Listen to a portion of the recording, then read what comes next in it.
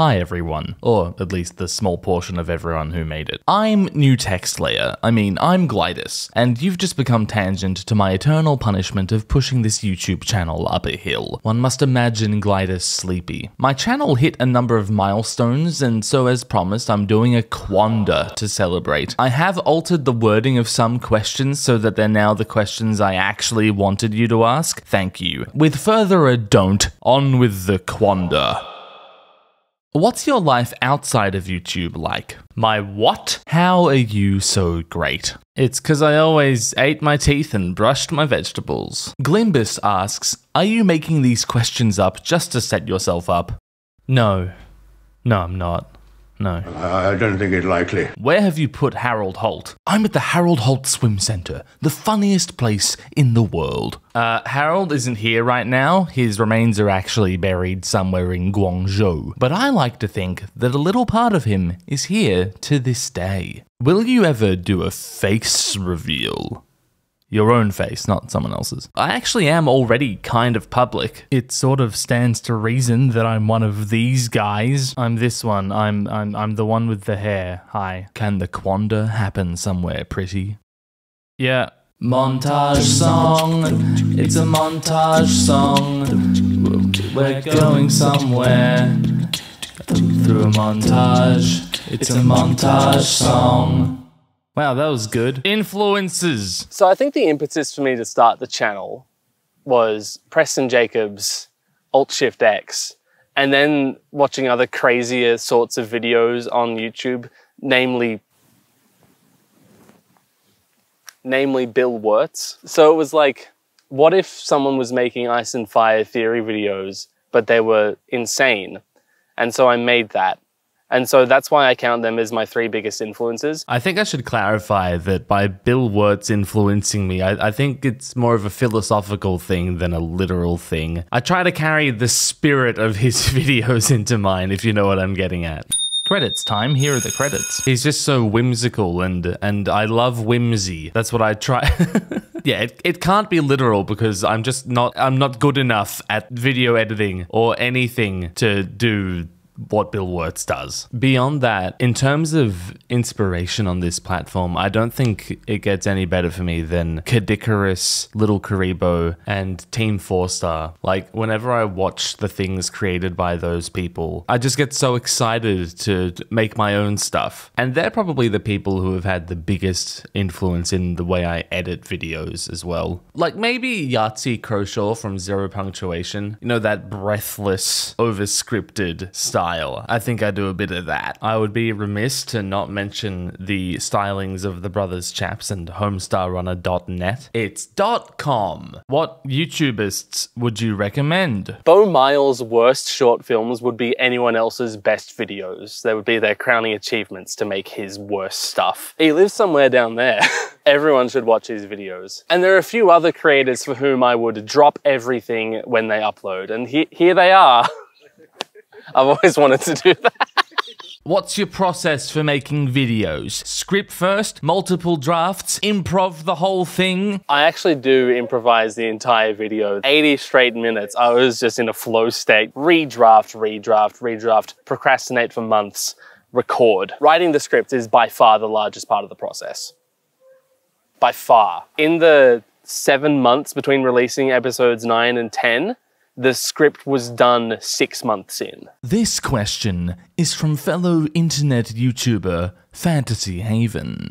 Hello, Glimbolitis. I've got a couple questions for you that I think lots of aspiring YouTubers want to know the answer to. First off, hardware. I'm wondering what kind of PC you have, what your specs are, and what kind of a mic and headset setup do you have? Also, what kind of software do you use when you're making your, pretty complicated videos and editing your audio and so on? Thanks, Mr. Haven. I'll take it from here. This is my computer. I ship of Theseused it myself from both second-hand and brand new parts over the course of many years. This is my desk setup. Yes, I need all 4 of them. Shut up. Audio recording. I speak into this Shure SM7B, which you'll probably recognize from every podcast. The mic runs into this cloud lifter, and from there into my PreSonus 1810C audio interface, which doubles as my sound card. All all via Megami Gold cables. Prior to this, I used a Sennheiser E835, and prior to that, I used a Rode NT USB. Audio editing. I record and edit audio using Adobe Audition only because I'm familiar with it and it comes packaged with other software I use. It's fairly straightforward as far as DAWs go, but it's definitely tailored more towards recording than producing. That is to say, I've never heard of a music producer using this software, but lots of podcast producers do. I apply some pretty simple effects to my voice: EQ, a de-esser, and some compressors. Then I comp the script together using the best takes of each line, deleting all the flubbed lines except for the funniest ones which go at the end of the video. Oh fuck yeah, talk about the weather.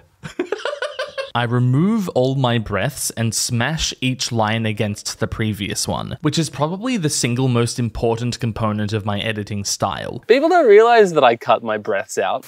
I export the edited audio as a .wav. Video editing. This could honestly be its own hour-long video, but we'll do the short version for now. I do the vast majority of my video production in Adobe Premiere Pro, which is one of Satan's many incarnations on this mortal coil. Modern, mainstream, user-friendly VFX apps. I use it mostly because of the sunken cost fallacy. Sometimes I open After Effects to do something exceedingly wacky, and I use Photoshop for building visuals except for when I want to use Paint instead. I don't use any third-party plugins in Premiere, even those basic transition ones. I think it's just more fun to hack it all together myself.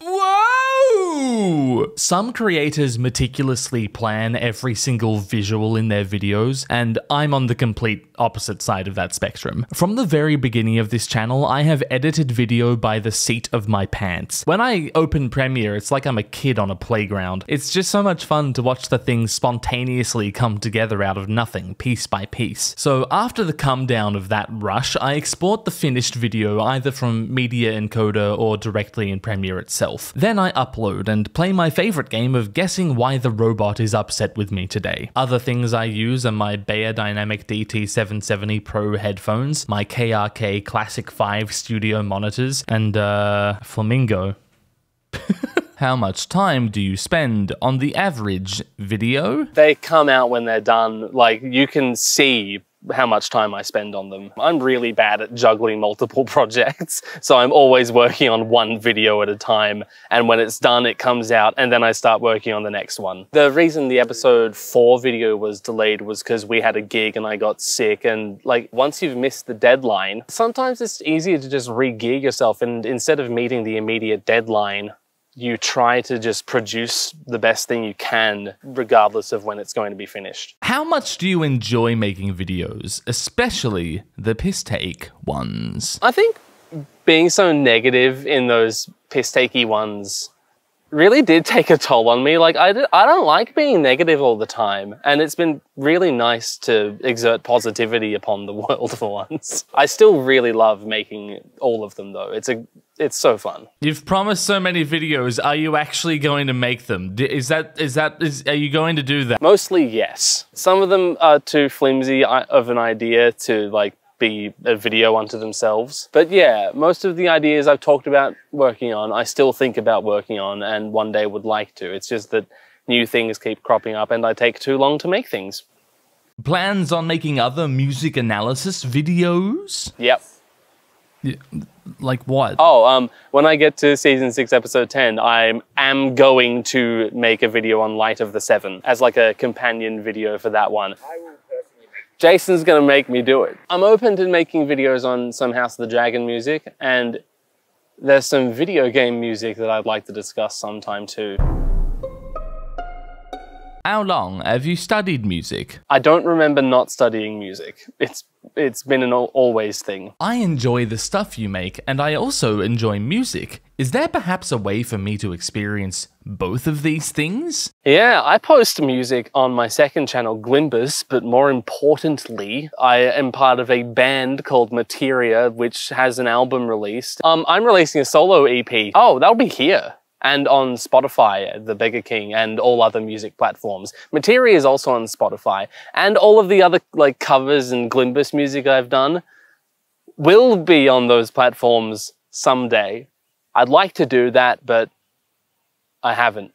It costs a bit of money. $5 US, that's like 20 bucks. It's a joke about the exchange rate. Welcome to Glidus.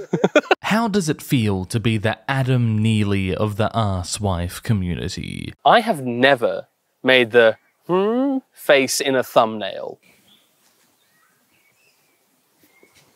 Avatar videos? Avatar was definitely the franchise I wanted to talk about most because there's such a fundamental shift in between The Last Airbender and The Legend of Korra that I find really fascinating and worthy of discussion. And it strikes me in the same way as the same way I find the change in writing style from early Game of Thrones to late Game of Thrones fascinating. Hi, me again. We filmed this in December. I take a while to do things. And since then, Netflix has gone ahead and released their take on Avatar. And I watched it and I was like, no. And so I've decided that I need to do something about it. And the only thing that I can do about things is make stupid video essays, I guess.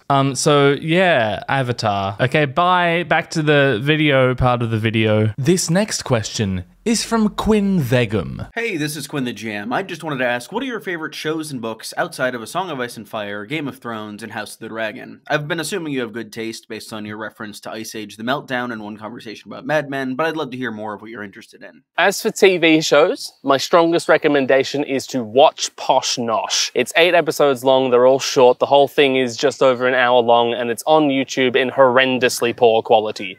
Links below. You should also watch Danger 5 if you're into nonsense. Archer, Futurama, It's Always Sunny, Mad Men is just brilliant. Not great, Bob! Arrested Development. The Simpsons might have been the best show ever if it ended in 1997. House was great. Dog.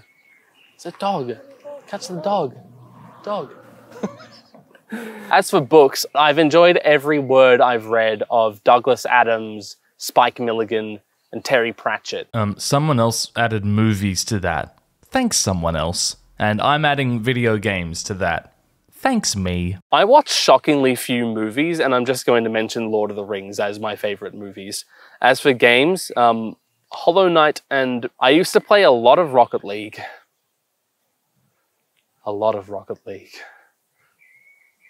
Crusader Kings. Jesus Christ, I love Crusader Kings. What other crap are you into? I'm into like history and geology and space and trains and taxonomy and language and music, composition, analysis, theory, production. Who needs drugs when you've got music theory? And Rubik's style spinny twisty puzzles. Sponsor me, Daily Puzzles. Star Wars piss take? When I was watching The Rise of Skywalker in theaters, I can't believe that was the last movie I saw before COVID.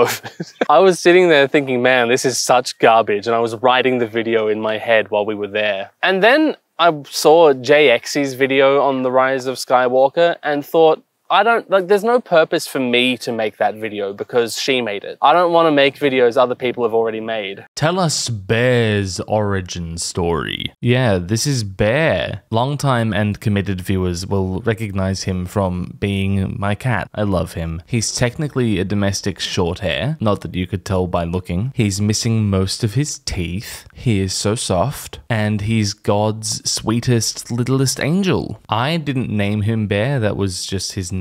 I assume it was given to him by his previous family. I adopted him August 2020. He's a COVID baby. And I assume that his previous family had a young child in it who called him Bear because he's soft and cuddly and friendly like a teddy bear. And that's adorable, so I kept it. How old is this baby? This one's 7. He actually has the same birthday as George R.R. Martin and Old King Joe. What's your favorite season of Game of Thrones, and which do you think is the best objectively? Those are 2 different questions, but the answer to both of them is the same. Season 1. How did you nail Madness? You sound just like Matt Bellamy. I included this one because it was very flattering. Yeah, I learned to sing that sort of music by singing along with Matt Bellamy, so I guess that definitely contributes to it. I've listened to him a lot and I've picked up on a lot of the little things he does. My voice isn't naturally very much like his though, so there's still a big difference. It's like some kind of madness.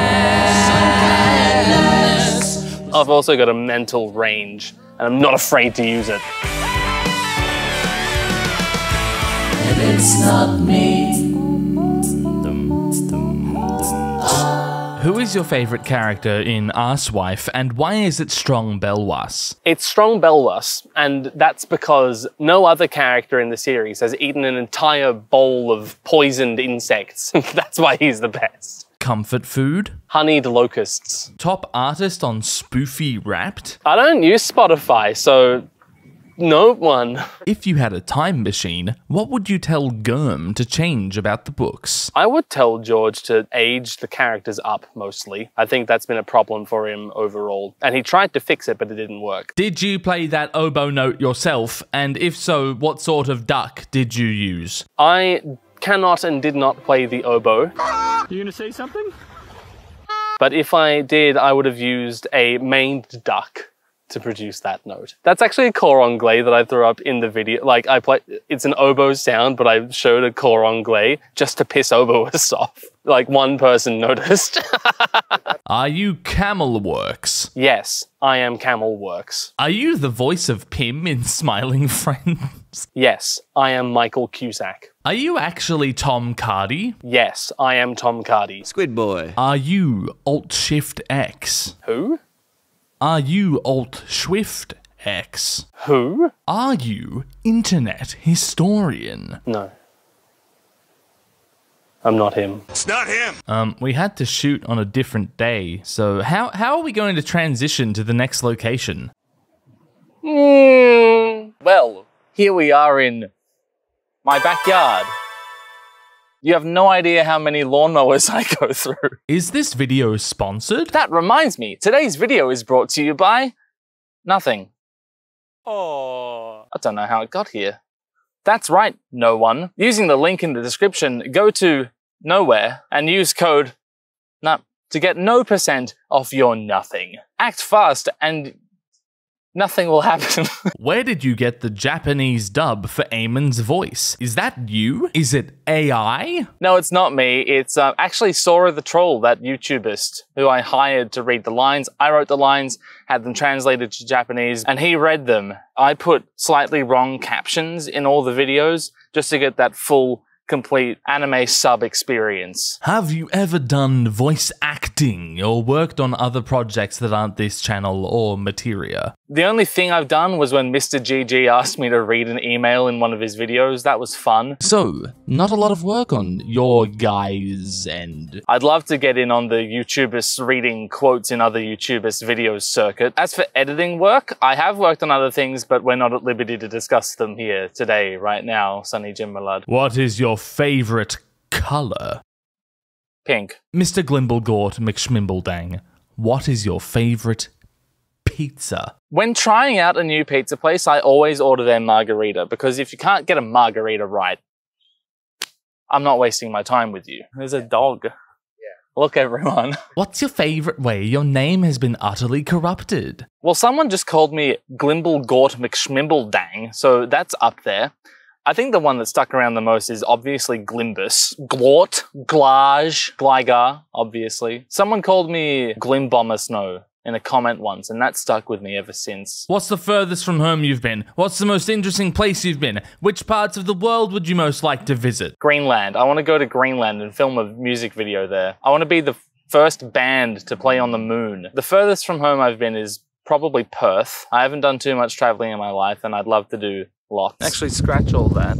I'm in Wales right now. Here's sheep for proof. The most interesting place I've been? Uluru. It's pretty interesting. Big Rock. I've been to me. Have you been to you? Do you want us to like, comment, and subscribe? It's not what I want, it's what honor demands. Since you're such a fucking musical genius with an unparalleled eclectic taste, who are your favorite artists?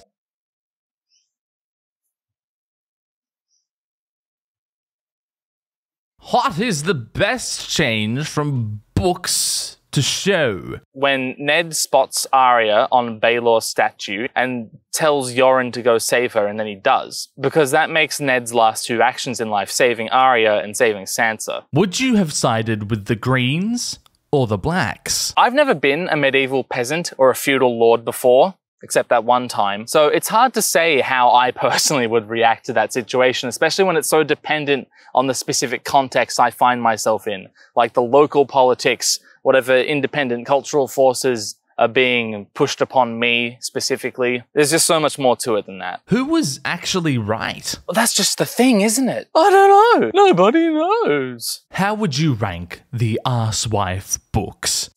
They're pretty good. Like this. You clearly love DBZ Abridged. Yes. What do you love most about the series? How has it influenced you? Have you watched Dragon Ball? I have watched Dragon Ball. It's great. Everyone should watch Dragon Ball if you can stand anime. As for the influence DBZA has had on me, it's pretty plain to see if you just watch my videos and keep an eye out for the references. I throw them in all the time. I think every single video I've made has some allusion to Dragon Ball Z Abridged. I think it's the best thing to come out of YouTube ever. It's just exemplary of what makes YouTube great. Copyright infringement. What's your least favorite part about being a content dude? Realizing that fulfilling your dreams doesn't actually heal the wounds in your soul. It's either that or dealing with the Byzantine monetization and copyright systems YouTube has still for some reason. Also, when your hobby becomes your job, you need to get a new hobby.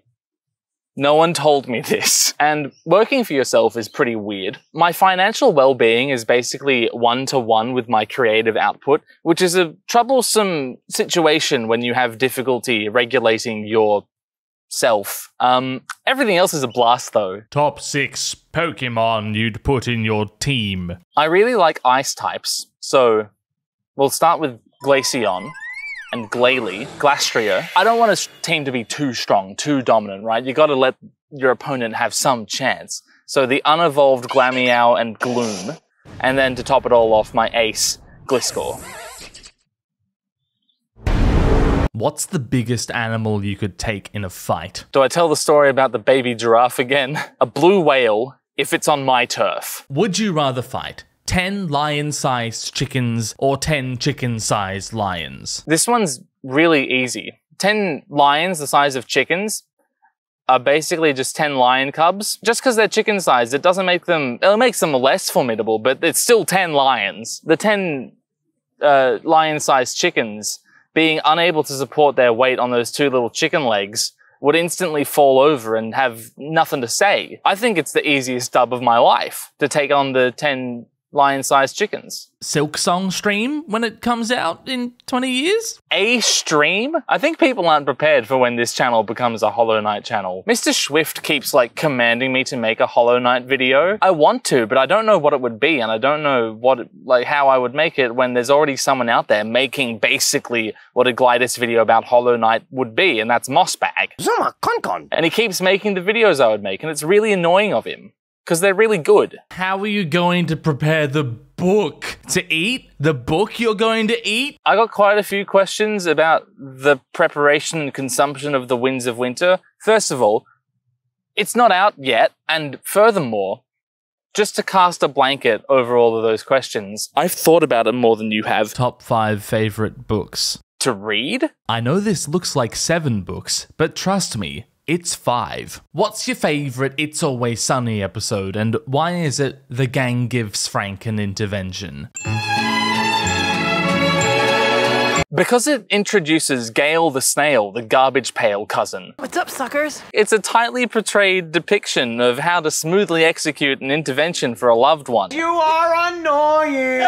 With a weird B-plot that technically isn't about incest. It's one of those episodes that forces a normal person to interact with the gang, which is the best way to highlight their individual psychoses. I think we should come at him with an iron fist and crush him into submission. But the thing is, so many It's Always Sunny episodes meet the same level of greatness, so I don't know if I can confidently say it's the best one. Flowers for Charlie would probably be the best one if the writers hadn't dropped the ball at the ending. Wait a minute. But it's not the best episode, actually. Mac finds his pride is. I get it. That's a joke. The best episode is The Gang Gets Trapped. Rocket League ranks? Favorite pro player? I haven't played ranked in so long, but I peaked at C3. I barely keep up with the pro scene anymore, but my favorite players have always been the ones who just look like they're playing a completely different game. Cooksir and Fairy Peak and Extra and Rizzo and Flakes. That sort of guy. I hope you're enjoying my highlight reel that's been playing while I've talked about Rocket League. Wow, look at that one. It's not that impressive. What is the one album that influenced your love for music the most? Origin of Symmetry. It's not the best album I've ever heard, but it's the one I've heard the most, and it was definitely formative for me. Close margins though, and there's lots of great music that's influenced me over the years. You're talking about the re-release, yeah? Yeah, of course. The one that ruined Citizen Erased, yeah. That one. Were you able to sing naturally, or did you have to learn? Most humans are born with the ability to produce pitch out their mouth hole. But you're probably asking about something a bit more controlled than that. I took singing lessons as a kid, and I was in choirs for most of my youth, and so that probably played a pretty large role in me being able to go. I would recommend choiring to basically any musician. What is your relationship with parasociality? Do you have any idea how many internet strangers are in love with you? I don't know how many of you there are, but I love you too. You're my favorite. It is a dangerous game, isn't it? I don't know you. You don't know me.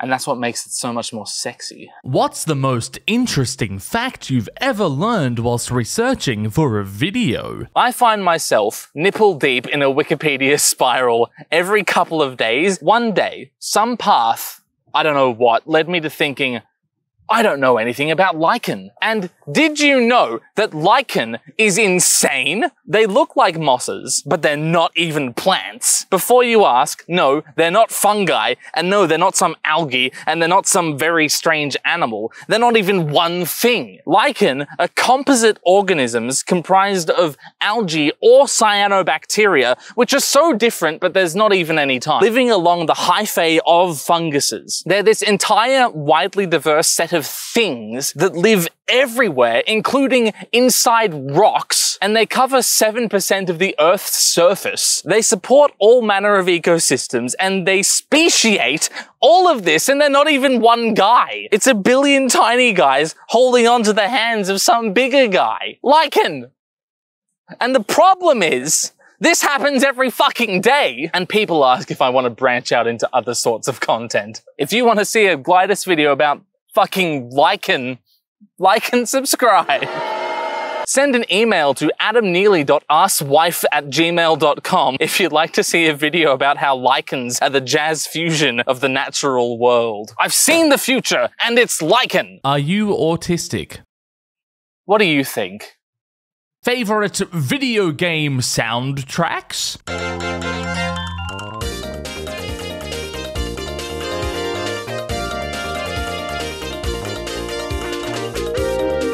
Would you consider reaching out to Ramin Djawadi for an interview? Good God, no, of course not. That sort of thinking would require me to, like, take myself seriously at all, and that's just not on the table. If you could see Ice and Fire characters cross over into another fiction, what? There's an infamous Gurm blog post where he writes about Jaime Lannister beating the teeth out of Hermione Granger's mouth. I think he was cooking. Gaming videos? Wasn't my 4th video ever, or 5th, a gaming video, the Crusader Kings with Lorraine Waters? It's so crazy how I used to just be able to upload anything without, like, thinking about it. I just, like, here's a video I made. Now it's on the main channel. I can't do that anymore. There's too much on the line. That's why I can only have fun on the 2nd channel. The Dragon Demands asks, how the heck do we convince people that Season 6 was bad? I really don't know if I'll be changing many minds. The people who love Season 6 love it because of these 2 episodes, and mostly don't mention or, like, talk about the other 8 at all. And they don't love Battle of the Bastards because it was well written. They love it because it's got a cool battle in it, and it doesn't matter how implausible it is. They love it because the main guy beat the comically evil villain, and the Starks finally got a win. No amount of pointing out poor decisions in the writing will take that away. I think my goal will just be to make an entertaining video about why I personally don't like it. Does Glidus have a silent B? No, but it has an invisible one. Glidus. What is the one pet you've always wanted? A cuttlefish. What instruments can you play? These ones! How did you become friends with Alt-Schwift-X? We actually met through work. I was hired to assassinate him. Love your accent. Are you British? No. I'm from Baltimore. This is a Baltimore accent. What's your favourite song? Frownland by Captain Beefheart and his magic band. top 3 composers. At the moment, Mahler, Debussy, Copeland. Favorite episode of Strong Bad Email? Pour hot soup in Swifty's eyes, eh, Stephen? That sounds like a pretty good idea. Wait, what did your question say again? The one where substitute teacher Homestar Runner nukes the compy with his never-ending soda. Apply liberally. What is the hook that made you enthusiastic about Ice and Fire? Probably Ned's death. What's a bastard boy against a kingdom?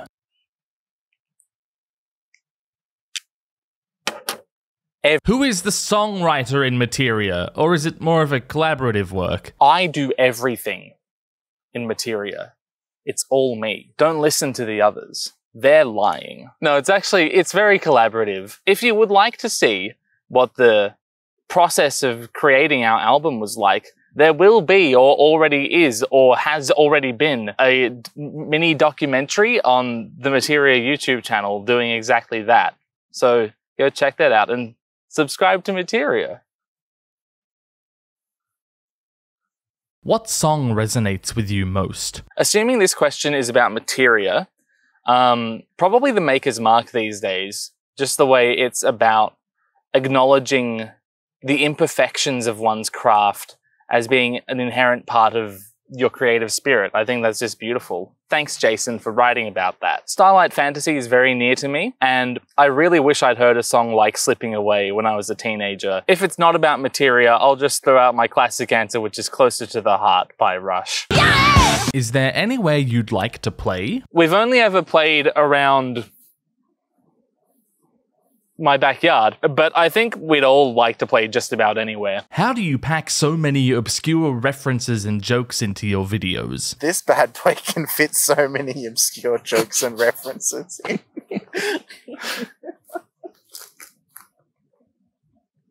Wow. Are you aware that Steve Irwin poop clip is real? Yes, many people have told me by now. Thank you. Have a look at this. Poo. Plenty poo. I'm gonna save this for later. What is your favorite contribution you've made to the community? It's very strange that if I died tomorrow or even tonight,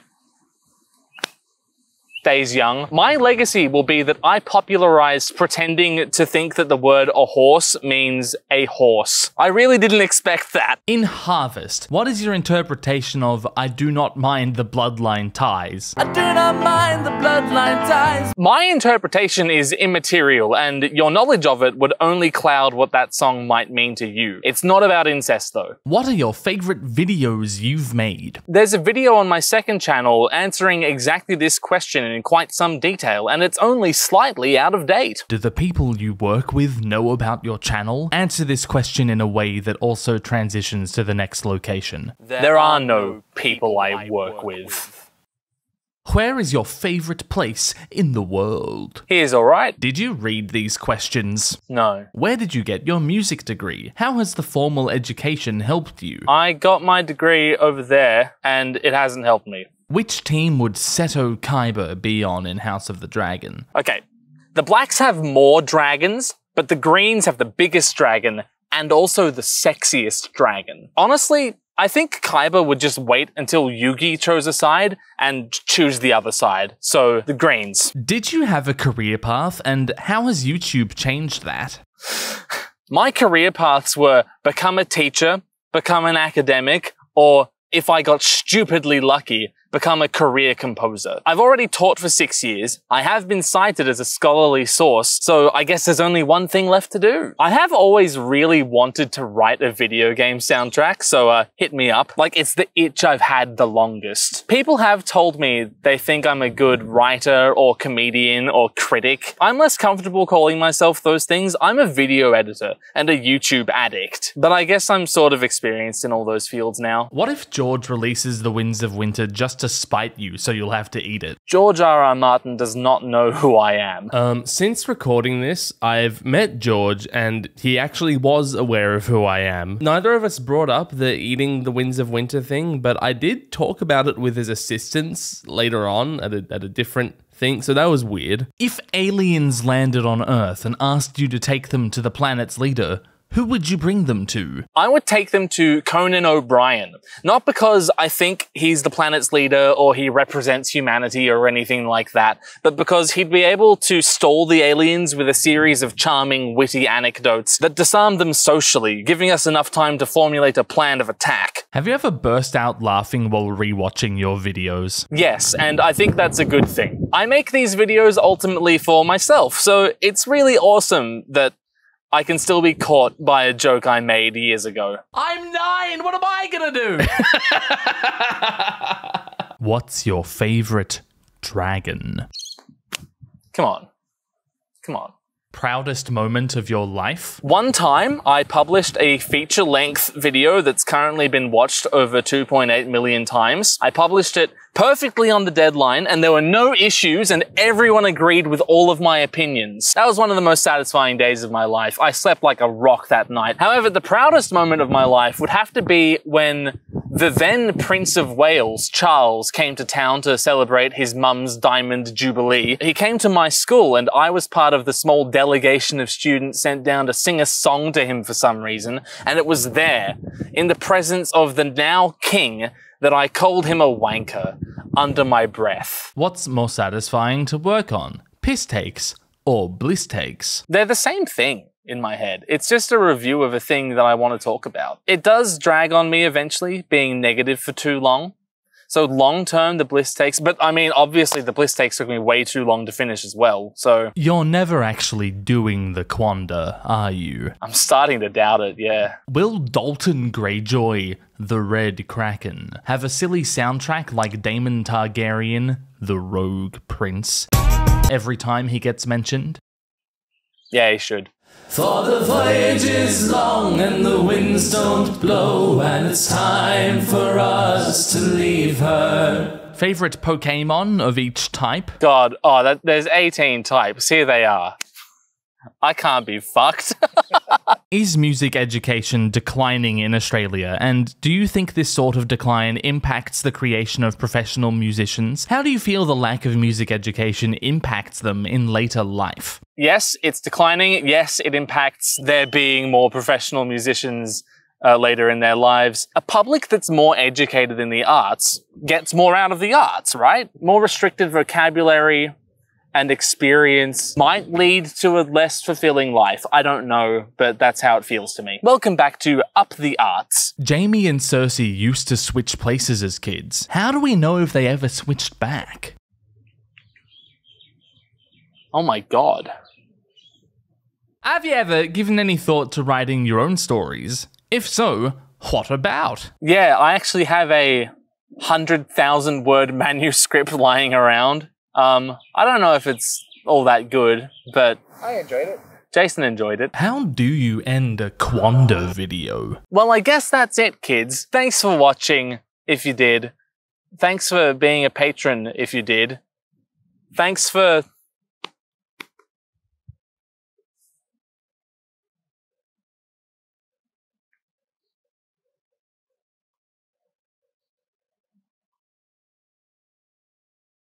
It's a squirrel. Squirrel?